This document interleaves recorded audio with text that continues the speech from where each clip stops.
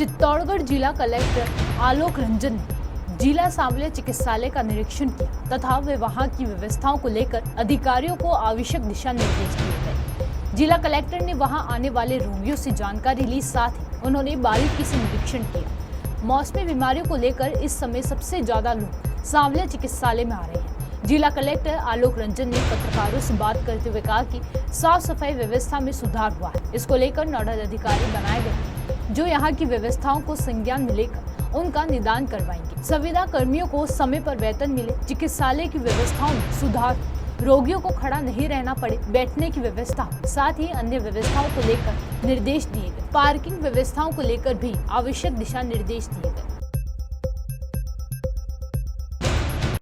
काफ़ी व्यवस्थाएं खास करके साफ सफाई को लेकर के सुधार किया है। फिर भी आगे इसमें और उन्नति होती रहे और सुधार होता रहे, इसलिए सबसे पहले तो जो हमारे ADM 2 हैं उनको एक नोडल बनाया है ताकि वो हर वीक यहाँ पर आएँ।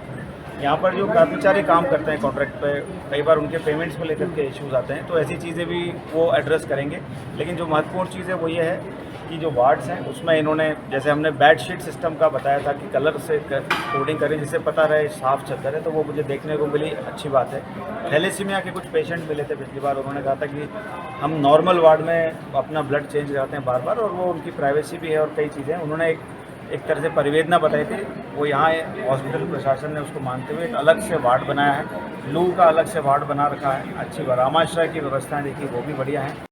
अगर पेशेंट किसी स्पेसिफिक डॉक्टर को दिखाना चाहते हैं उसके लिए भी लंबी लाइन है। इन लाइनों में पेशेंट बैठा रहे और खड़ा ना रहे और फिर उसको डॉक्टर जब आए तब देख पाएँ, उसकी क्या व्यवस्था हो सकती है, ये टास्क दिया गया यहाँ की टीम को।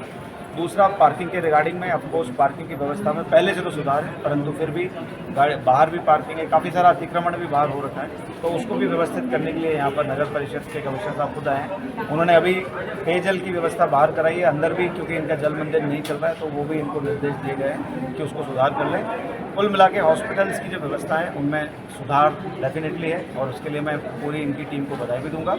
और जो बाकी चीज़ें हैं, जैसे अभी ब्लड बैंक भी देखा, उसमें कुछ हमको व्यवस्था में सुधार की गुंजाइश दिखी, सैंपल कलेक्शन में दिखी, CT स्कैन मशीन जो है वो एक नई मशीन आ गई है, पुरानी मशीन अभी अनुपयोगी हो गई है, काफ़ी सारा मटेरियल पड़ा हुआ है जिसको जो वेस्ट है उस मटेरियल को डिस्पोज करना है, ऐसी कई चीज़ें हैं वो लगातार अब ADM साहब मॉनिटर करेंगे। तो मुझे लग रहा है हम और इसमें सुधार कर लें। ट्रॉली में सोनोग्राफी लॉजिस्ट और रेडियोलॉजिस्ट यही लोग चलाते हैं, तो डेफिनेटली उसके लिए अब एक बार आचार संहिता हो जाए उसके बाद अनुमति लेकर के कुछ कॉन्ट्रैक्चुअल लोगों को लगाने के लिए हम व्यवस्था करेंगे।